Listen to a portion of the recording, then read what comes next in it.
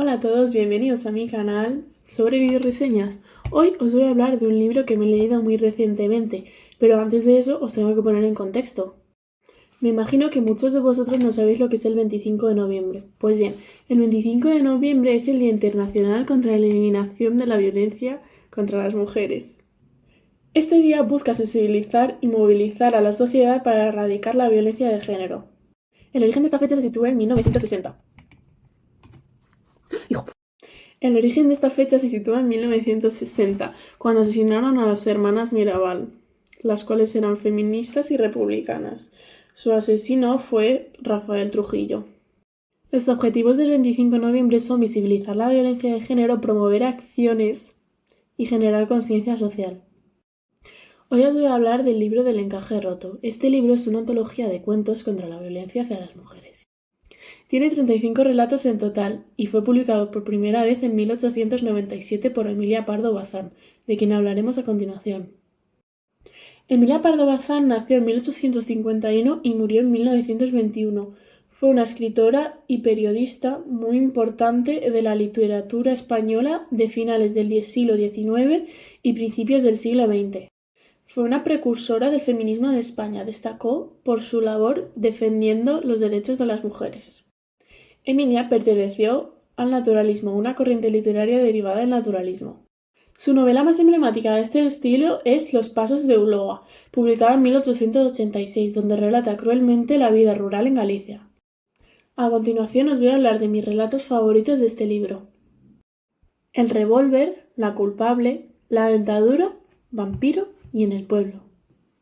El revólver. Este relato nos cuenta cómo un matrimonio, el cual al principio es muy feliz, acaba mal. El hombre está muy celoso de las actitudes de la mujer y un día decide amenazarla con una pistola, diciéndole que la va a dejar en el cajón de la mesita y que si algún día se pasaba de las rayas sin avisarla ni nada, le iba a pegar un tiro en la sien.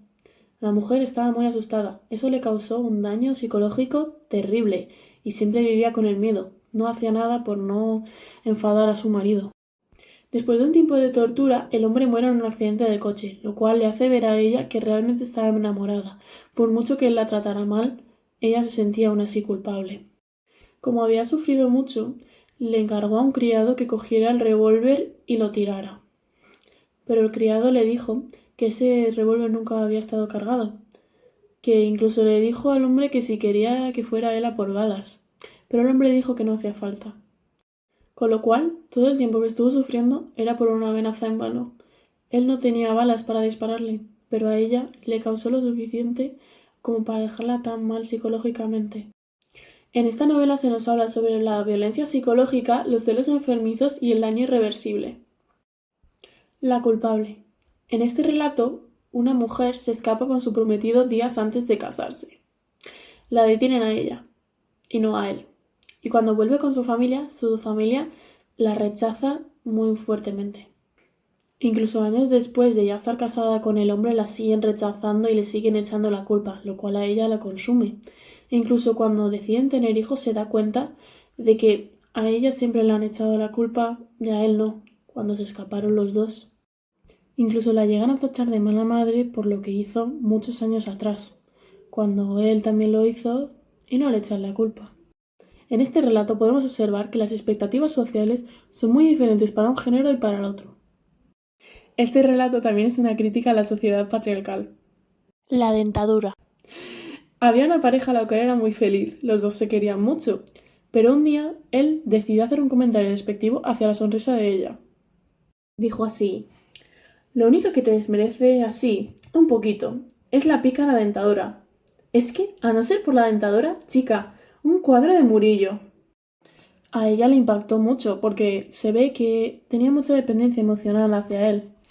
Y entonces decidió empezar a ahorrar dinero para ir a la ciudad a arreglarse los dientes. Después de ahorrar mucho dinero, consigue ir a la ciudad y se arregla todos los dientes, lo cual la hizo sufrir mucho.